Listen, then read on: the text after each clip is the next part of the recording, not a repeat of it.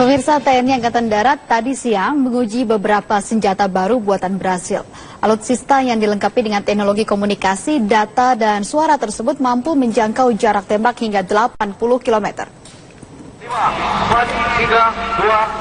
Uji coba tersebut berlangsung di Dinas Litbang TNI Angkatan Darat, Pantai Bocor, Bulus Pesantren Kebumen, Jawa Tengah. Senjata yang diuji coba adalah roket SS-30, SS-40, SS-60, dan SS-80. Senjata buatan Brasil tersebut adalah sistem senjata roket yang memiliki kaliber multi dan efek getar yang tinggi, serta dapat menembakkan 3 jenis kaliber dari unit peluncur yang sama. Alutsista terbaru milik TNI AD tersebut berteknologi tinggi, yakni dibekali dengan remote control untuk membidik sasaran. Keunggulan lainnya adalah akurasi yang tinggi karena dilengkapi dengan navigator dan GPS. Pengadaan alutsista baru TNI Angkatan Darat tersebut merupakan upaya penguatan pertahanan negara di tengah maraknya berbagai tantangan baik dari luar maupun juga dalam negeri. Yang pertama tadi Kebakaran lahan gambut di Aceh Barat semakin meluas, di mana kepulan asap dari pembukaan. TNI Angkatan Laut kembali memperkuat alutsistanya dengan membeli sebuah roket Vampire Multi Launch Rocket System atau MRLS kaliber 122 dari Cekoslovakia. Ya, roket Vampire MRLS kaliber 122 ini dilengkapi sistem digital mulai dari mencari sasaran hingga penembakan. Roket berjenis Multi Launch Rocket System atau MLRS kaliber 122 mm disebut juga sebagai roket Vampire. Roket buatan Cekoslovakia ini baru didatangkan pemerintah Indonesia untuk memperkuat alutsista TNI Angkatan Laut untuk menjaga kedaulatan NKRI. Roket Vampire MRLS langsung diuji coba dengan disaksikan oleh Kepala Staf Angkatan Laut Laksamana Adi Supandi di Pusat Latihan Tempur Pantai Bandongan, Situbondo, Jawa Timur. Roket berteknologi canggih ini dalam hitungan detik meluncur tepat menuju sasaran di perbukitan Karang Tekok, Baluran yang berjarak puluhan kilometer. Di launch rocket system namanya Vampire yang kita adakan dalam rangka pemenuhan kekuatan marinir sesuai dengan IMF, khususnya untuk kemampuan di Medan. Sebelumnya kita sudah memiliki RM grade 9 unit dan kita tambahan 8 unit. 17 unit dari rencana kita untuk melengkapi batalion marinir 36 unit, sehingga diharapkan kemampuan marinir sebagai kekuatan dalam rangka proyeksi kekuatan. Selain roket Vampire, ada juga 8 unit kendaraan, 1 unit combat vehicle atau mobil pengendali rudal, dan sejumlah mobil tempur lainnya. Diharapkan penambahan senjata modern terbaru ini dapat memperkuat alutsista yang dimiliki Tentara Nasional Indonesia. Dari Situbondo, Jawa Timur, Suyono Kasim, Metro TV.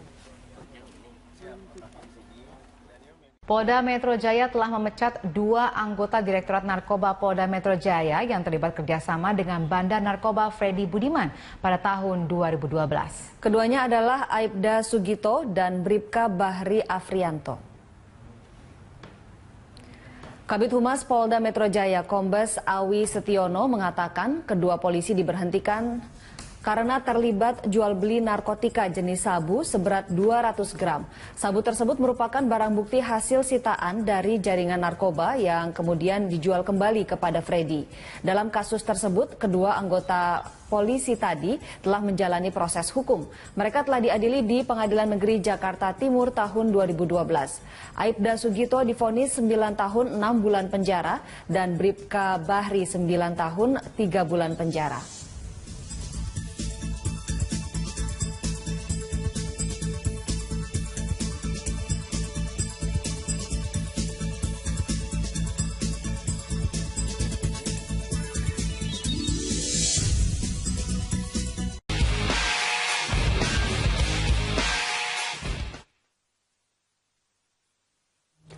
Komisi untuk Orang Hilang dan Korban Tindak Kekerasan atau Kontras menyayangkan eksekusi mati terhadap terpidana mati kasus narkotika Freddy Budiman.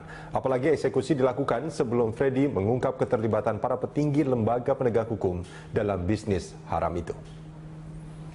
Kontras menilai eksekusi mati terhadap Freddy Budiman sebagai bentuk konspirasi menutupi keterlibatan para petinggi lembaga negara penegak hukum dalam bisnis narkotika. Menurut Koordinator Kontras Haris Azhar, sebelum dieksekusi mati, Freddy banyak bercerita tentang keterlibatan sejumlah petinggi Polri, Bea Cukai, dan BNN dalam bisnis haram itu.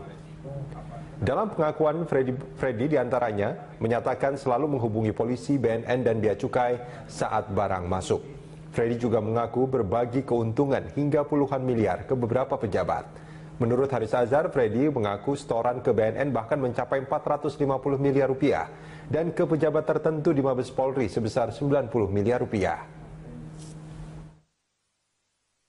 Saya merasa bahwa menghukum mati Freddy Budiman itu bagian konspirasi untuk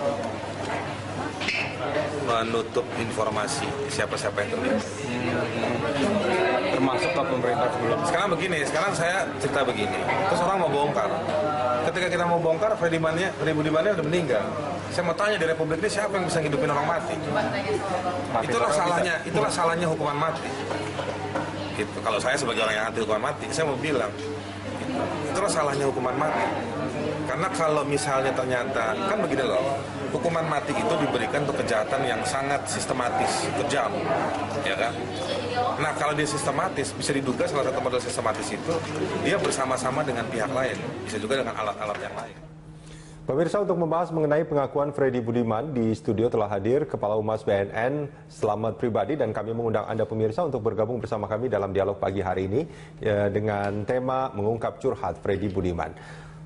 Pak Slamet, kalau kita bicara soal curhatan Freddy Budiman, ini pernyataannya Mas Haris Azhar dari Kontras sebetulnya. Dan disebutkan ada beberapa oknum di BNN dan juga di kepolisian, bahkan pejabat BNN yang juga terlibat dalam bisnis haram itu. Nah, ini gimana respon dari BNN, gimana Mas? Ya, Pak Budi Waseso menanggapi informasi ini apresiasi ya, memberikan apresiasi terhadap laporan ini. Beberapa hal yang beliau sampaikan, pertama, beliau akan tetap bekerja meskipun ada isu seperti ini, tidak akan melemahkan kebijakan strategis soal pencegahan dan pemberantasan. Itu komitmen beliau. Yang kedua, kalau Kontras mau membuktikan, dipersilahkan. Itu dukungan beliau, dipersilahkan. Minimal memberikan informasi yang konkret tentang informasi ini. Terus kemudian yang ketiga, kalau ada penegak hukum yang mau melakukan investigasi di BNN soal informasi ini, BNN membuka diri. Yang keempat, kalau memang ketemu ada orang-orang pejabat BNN yang ditulis dalam surat itu, BNN, kalau benar itu akan melakukan tindakan tegas kepada yang bersangkutan. Okay. Persoalannya, info ini belum konkret sama sekali, karena kalau memang ini sebagai petunjuk awal, idealnya siapa berbuat apa diapakan, kapan, di mana, bagaimana caranya, standar minimal itu terpenuhi. Standar minimal, artinya? Harusnya, idealnya begitu. Ini belum terpenuhi sama sekali. Artinya proses penyelidikan tidak mungkin dilakukan? Bisa terjadi. Kita tidak bisa menutup kalau ada informasi ini. Ya. Tidak bisa menutup. Langsung close, nggak bisa. Tetap harus kita laksanakan. Okay. Kita kelola informasi ini sesuai dengan taktik dan teknis dalam penyelidikan dan penyidikan. Oke, ini kan sebetulnya apa yang ditulis oleh Haris Azhar ini cukup lama sebetulnya, bukannya pas kemarin peristiwa itu terjadi. Saya kurang tahu kenapa Kang Haris memblow up besar-besaran, kurang sedikit pelaksanaan eksekusi, dan di blow up lebih besar ketika setelah eksekusi menjadi viral, berkembang terus ibarat bola salju. Ya, kalau seandainya kan dipublish besar menjadi viral 2 bulan saja atau mungkin kurang 10 hari sebelum eksekusi, pasti Freddy kita bond. Atau kita yang datang dengan tim, pasti kita interogasi habis, siapa sih orang itu yang kamu tunjuk. Gitu. Kita harus lihat bahwa pecandu itu cara ngomongnya memang begitu. Freddy Budiman pecandu? Saya kurang tahu, tapi ciri-ciri pecandu itu cara berbicara begitu. Orang lain itu salah semua, hanya dia yang paling benar. Oke. Itu ciri-ciri pecandu. Saya kurang tahu karena saya bukan penyelidiknya, bukan penyidiknya kepada yang bersangkutan. Tapi saya menghadapi ratusan pecandu, ya memang seperti itu. Oke, tapi kan ini kan juga dugaan juga kalau Mas Slamet bicara bahwa ini apa namanya? Dugaan pecandu. juga, Oke. ya dugaan. Tapi kalau saya menyimpulkan dari sekian ratus pecandu dia memang ngomongnya begini, kayak begitu. Tapi saya menduga si Freddy, bukan kewenangan saya untuk menduga. Tapi kalau saya menyimpulkan secara umum, salah satu ciri-ciri pecandu kalau berbicara ya seperti itu. Oke, kalau di tulisannya Haris Azhar itu juga menyatakan bahwa Freddy Budiman sebetulnya ya dia mengakui kesalahannya. Gitu. Apakah pecandu juga melakukan hal itu? Ya bisa juga. Bisa juga. Bisa juga terjadi. Orang pecandu itu orangnya sadar, tapi dia susah merespon dengan cepat. Apakah itu ke kanan atau ke kiri, ke atas, ke bawah, susah sekali. Injek rem atau injek gas. Artinya boleh nggak kalau saya katakan apa yang terjadi saat ini yang sudah menjadi viral informasi ini tidak mungkin dijadikan bahan untuk dilakukannya sebuah penyelidikan? Boleh, sangat boleh. Kita menanggapi respon. Tapi akan dilakukan atau tidak? Hari ini diumumkan. Hari ini diumumkan. Ya. Oke, kita angkat satu telepon dulu Pak Slamet. Ada Pak Joko dari Sidoarjo. Selamat pagi Pak Joko. Pagi. Ya, silakan Pak Joko responnya. Iya. Selamat pagi dengan Pak Slamet. Ya, pagi Pak Joko. Ya. Sidoarjo. Saya orang Sidoarjo, Pak. Saya ini mau merespon ya keadaan NKRI ini secara dari pengakuan Freddy ke Kontras. Itu sebenarnya masalah klasik Pak di Indonesia. Dari dulu itu semua pasti blundernya ada aja yang sudah ada penanganan yang serius, nanti timbul Kontras bilang kayak gini, dan itu semua bolehlah kita tanggap secara positif. Tapi yang poin saya Pak, yang terpenting ya terpenting itu sekarang gini Pak. Kita ini kan negara Republik Indonesia ini dibentuk bukan main-main, gak asal-asalan Pak. Ya, kita perlulah semua itu bersinergik, berpikiran positif. Ya, semua untuk hal-hal yang kira-kira ada berita, kira-kira yang negatif, kita harus tangkap dengan positif, jangan diimbangi malah dengan berbagai macam alasan yang membela diri lah atau apa. Itu suatu hal yang buat saya nggak positif. Dengan cara positif apa? Oke, kita tindak lanjutin, kasih tahu ke masyarakat bahwa ini actionnya yang sudah terjadi dan saya report, tutup, selesai. Jangan sampai jadi ngambang buat untuk rumor dan suatu hal yang menghabiskan energi dan tenaga yang banyak Pak. Jadi saya buat Bapak dan BNN ini mohon dengan sangat, tolonglah suatu hal yang ada berita yang sangat menjadi rumor besar karena seorang Freddy menjadi suatu hal di BNN jadi lemah. Saya nggak mau ya. Tolong tetap jalankan sesuai dengan real yang ada Bapak, tapi tunjukkan, jangan hal itu setelah itu tutup selesai, tidak ada. Karena kenapa Pak? Ini menyangkut anak cucu Bapak juga semua di Indonesia ini yang semua itu hal yang kejahatan yang sangat luar biasa Pak ini Pak. Pak Joko, Pak Joko maaf saya potong Pak Joko. Intinya yang ingin disampaikan Pak Joko, apakah BNN dan polisi harus melakukan sesuatu yang real, penyelidikan misalnya terhadap apa yang informasi yang sudah beredar ini atau bagaimana sebetulnya Pak Joko? Betul. Jadi jangan membela diri Pak, jangan Pak. Kita sekarang harus duduk sama, ya. Misalkan satu hal kita ngomongkan ada oknum yang memang berbuat, oke, selesaiin secara, kita jangan emosi, jangan saling membela diri, itu termasuk emosi Pak, saya pikir. Karena nggak positif Pak. Jadi berbuat atau tidak berbuat ya Pak? Iya, di dalam, ada, selesaiin Pak, tunjukkan. Jadi berbuat atau tidak berbuat kita putuskan Pak ya? Betul, dengan Kontras pun juga gitu. Asal jangan misalkan itu dari data yang benar atau dia mau cuma ingin suatu hal yang di publik, wah ini kayak gini, kita juga harus cegah hal-hal kayak gitu. Baik. Menguras energi yang banyak. Jadi intinya tolong dari pihak yang bertanggung jawab dalam arti ini adalah yang dituduhkan dalam ini BNN, tolong tunjukkan ke masyarakat dengan cara dengan Polri atau dengan TNI suatu hal nyata, bukan nanti setelah itu hilang. Baik, Pak Joko. Jadi itu aja saya dari Pak terima Joko, kasih. Pak Joko, ya. Kalau menurut Pak Joko dengan informasi yang beredar ini ada keterlibatan oknum-oknum ini, Pak Joko percaya dengan informasi itu? Kalau saya pribadi Pak, saya sudah prihatin dengan negeri ini Pak. Oke.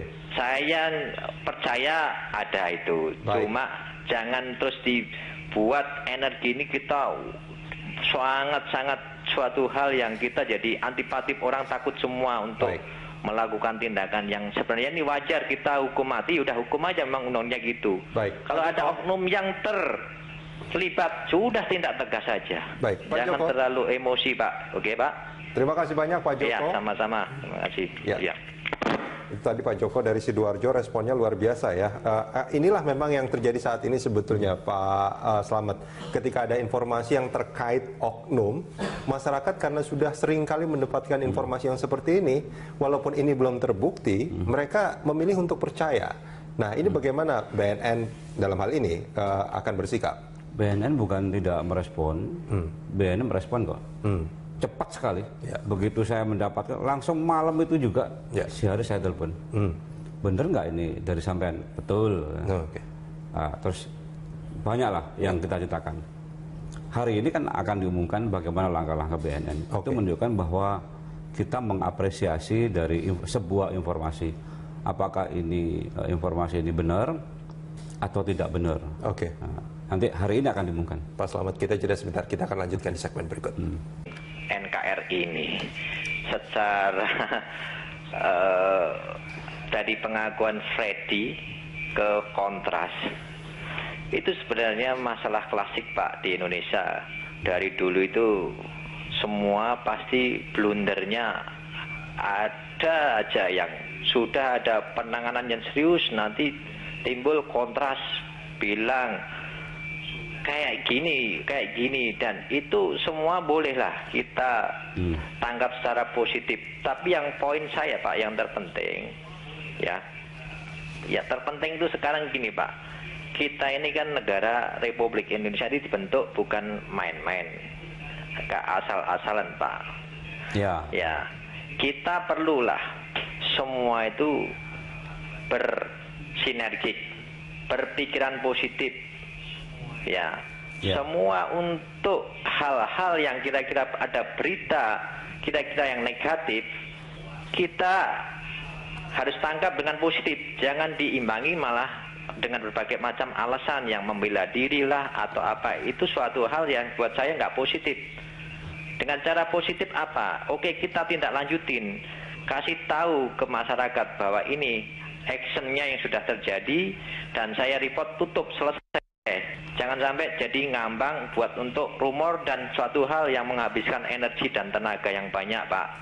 Jadi saya buat Bapak dan BNN ini mohon dengan sangat, tolonglah hal-hal yang suatu hal yang ada berita yang sangat menjadi rumor besar karena seorang Freddy menjadi suatu hal di BNN jadi lemah. Saya nggak mau ya. Tolong tetap jalankan sesuai dengan real yang ada Bapak, tapi tunjukkan, jangan hal itu setelah itu tutup, selesai, tidak ada.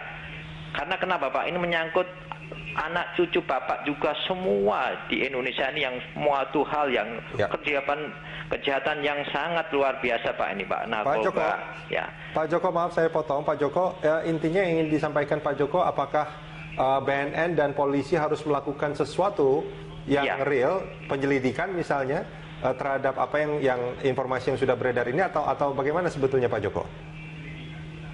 Betul. Jadi jangan membela diri Pak, jangan Pak. Kita sekarang harus duduk sama, ya. Misalkan satu hal kita ngomongkan ada oknum yang memang berbuat, oke, selesai. Saya cerita begini, terus orang mau bongkar. Ketika kita mau bongkar, Freddy Budiman udah meninggal. Saya mau tanya di Republik ini siapa yang bisa ngidupin orang mati? Itulah salahnya hukuman mati. Gitu. Kalau saya sebagai orang yang anti hukuman mati, saya mau bilang, itulah salahnya hukuman mati. Karena kalau misalnya ternyata, kan begini loh, hukuman mati itu diberikan untuk kejahatan yang sangat sistematis, kejam, ya kan? Nah, kalau dia sistematis, bisa diduga salah satu model sistematis itu, dia bersama-sama dengan pihak lain, bisa juga dengan alat-alat yang lain. Pemirsa, untuk membahas mengenai pengakuan Freddy Budiman, di studio telah hadir Kepala Humas BNN Slamet Pribadi, dan kami mengundang Anda pemirsa untuk bergabung bersama kami dalam dialog pagi hari ini dengan tema mengungkap curhat Freddy Budiman. Pak Slamet, kalau kita bicara soal curhatan Freddy Budiman, ini pernyataannya Mas Haris Azhar dari Kontras sebetulnya. Dan disebutkan ada beberapa oknum di BNN dan juga di kepolisian, bahkan pejabat BNN yang juga terlibat dalam bisnis haram itu. Nah, ini gimana respon dari BNN, gimana Mas? Ya, Pak Budi Waseso menanggapi informasi ini apresiasi ya, memberikan apresiasi terhadap laporan ini. Beberapa hal yang beliau sampaikan, pertama, beliau akan tetap bekerja meskipun ada isu seperti ini, tidak akan melemahkan kebijakan strategis soal pencegahan dan pemberantasan. Itu komitmen beliau. Yang kedua, kalau Kontras mau membuktikan, dipersilahkan. Itu dukungan beliau, dipersilahkan. Minimal memberikan informasi yang konkret tentang informasi ini. Terus kemudian yang ketiga, kalau ada penegak hukum yang mau melakukan investigasi di BNN soal informasi ini, BNN membuka diri. Yang keempat, kalau memang ketemu ada orang-orang pejabat BNN yang ditulis dalam surat itu, kalau benar itu akan melakukan tindakan tegas kepada yang bersangkutan. Persoalannya, info ini belum konkret sama sekali, karena kalau memang ini sebagai petunjuk awal, idealnya siapa berbuat apa diapakan, kapan, di mana, bagaimana caranya, standar minimal itu terpenuhi. Standar minimal, artinya? Harusnya, idealnya begitu. Ini belum terpenuhi sama sekali. Artinya proses penyelidikan tidak mungkin dilakukan? Bisa terjadi. Kita tidak bisa menutup kalau ada informasi ini. Ya. Tidak bisa menutup langsung. Pemirsa, TNI Angkatan Darat tadi siang menguji beberapa senjata baru buatan Brasil.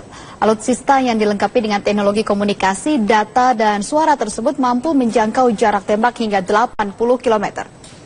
5, 4, 3, 2, 1. Uji coba tersebut berlangsung di Dinas Litbang TNI Angkatan Darat, Pantai Bocor, Bulus Pesantren Kebumen, Jawa Tengah. Senjata yang diuji coba adalah roket SS-30, SS-40, SS-60, dan SS-80. Senjata buatan Brasil tersebut adalah sistem senjata roket yang memiliki kaliber multi dan efek getar yang tinggi, serta dapat menembakkan 3 jenis kaliber dari unit peluncur yang sama. Alutsista terbaru milik TNI AD tersebut berteknologi tinggi, yakni dibekali dengan remote control untuk membidik sasaran. Keunggulan lainnya adalah akurasi yang tinggi karena dilengkapi dengan navigator dan GPS. Pengadaan alutsista baru TNI Angkatan Darat tersebut merupakan upaya penguatan pertahanan negara di tengah maraknya berbagai tantangan, baik dari luar maupun juga dalam negeri. Yang pertama tadi sekitar 2 Kebakaran lahan gambut di Aceh Barat semakin meluas, di mana kepulan asap dari pembukaan. TNI Angkatan Laut kembali memperkuat alutsistanya dengan membeli sebuah roket Vampire Multi-Launch Rocket System atau MRLS kaliber 122 dari Cekoslovakia. Ya, roket Vampire MRLS kaliber 122 ini dilengkapi sistem digital mulai dari mencari sasaran hingga penembakan. Roket berjenis Multi-Launch Rocket System atau MLRS kaliber 122 mm disebut juga sebagai roket Vampire. Roket buatan Cekoslovakia ini baru didatangkan pemerintah Indonesia untuk memperkuat alutsista TNI Angkatan Laut untuk menjaga kedaulatan NKRI. Roket Vampire MRLS langsung diuji coba dengan disaksikan oleh Kepala Staf Angkatan Laut Laksamana Adi Supandi di Pusat Latihan Tempur Pantai Bandungan Situbondo, Jawa Timur. Roket berteknologi canggih ini dalam hitungan detik meluncur tepat menuju sasaran di perbukitan Karang Tekok, Baluran yang berjarak puluhan kilometer. Di launch rocket system namanya Vampire yang kita adakan dalam rangka pemenuhan kekuatan marinir sesuai dengan IMF, khususnya untuk kemampuan di Medan. Sebelumnya kita sudah memiliki RM grade 9 unit dan kita tambahan 8 unit, jadi 17 unit dari rencana kita untuk melengkapi batasan marinir 36 unit, sehingga itu diharapkan kemampuan marinir sebagai kekuatan dalam rangka proyeksi kekuatan. Selain roket Vampire, ada juga 8 unit kendaraan, 1 unit combat vehicle atau mobil pengendali rudal, dan sejumlah mobil tempur lainnya. Diharapkan penambahan senjata modern terbaru ini dapat memperkuat alutsista yang dimiliki Tentara Nasional Indonesia. Dari Situbondo, Jawa Timur, Suyono Kasim, Metro TV. Polda Metro Jaya telah memecat 2 anggota Direktorat Narkoba Polda Metro Jaya yang terlibat kerjasama dengan Bandar Narkoba Freddy Budiman pada tahun 2012. Keduanya adalah Aibda Sugito dan Bribka Bahri Afrianto. Kabid Humas Polda Metro Jaya Kombes Awi Setiono mengatakan kedua polisi diberhentikan karena terlibat jual beli narkotika jenis sabu seberat 200 gram. Sabu tersebut merupakan barang bukti hasil sitaan dari jaringan narkoba yang kemudian dijual kembali kepada Freddy. Dalam kasus tersebut, kedua anggota polisi tadi telah menjalani proses hukum.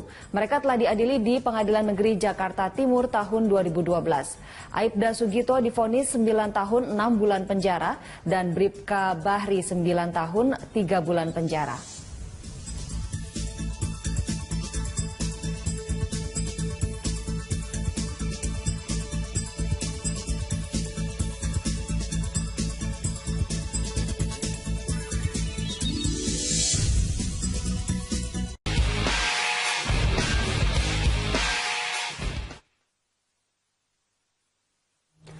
Komisi untuk Orang Hilang dan Korban Tindak Kekerasan atau Kontras menyayangkan eksekusi mati terhadap terpidana mati kasus narkotika Freddy Budiman. Apalagi eksekusi dilakukan sebelum Freddy mengungkap keterlibatan para petinggi lembaga penegak hukum dalam bisnis haram itu. Kontras menilai eksekusi mati terhadap Freddy Budiman sebagai bentuk konspirasi menutupi keterlibatan para petinggi lembaga negara penegak hukum dalam bisnis narkotika. Menurut Koordinator Kontras Haris Azhar, sebelum dieksekusi mati, Freddy banyak bercerita tentang keterlibatan sejumlah petinggi Polri, Bea Cukai, dan BNN dalam bisnis haram itu. Dalam pengakuan Freddy diantaranya menyatakan selalu menghubungi polisi, BNN, dan Bea Cukai saat barang masuk. Freddy juga mengaku berbagi keuntungan hingga puluhan miliar ke beberapa pejabat. Menurut Haris Azhar, Freddy mengaku setoran ke BNN bahkan mencapai 450 miliar rupiah dan ke pejabat tertentu di Mabes Polri sebesar 90 miliar rupiah. Saya merasa bahwa menghukum mati Freddy Budiman itu bagian konspirasi untuk menutup informasi siapa-siapa yang terlibat. Termasuk ke pemerintah sebelum. Sekarang begini, Terus nggak bisa, tetap harus kita laksanakan.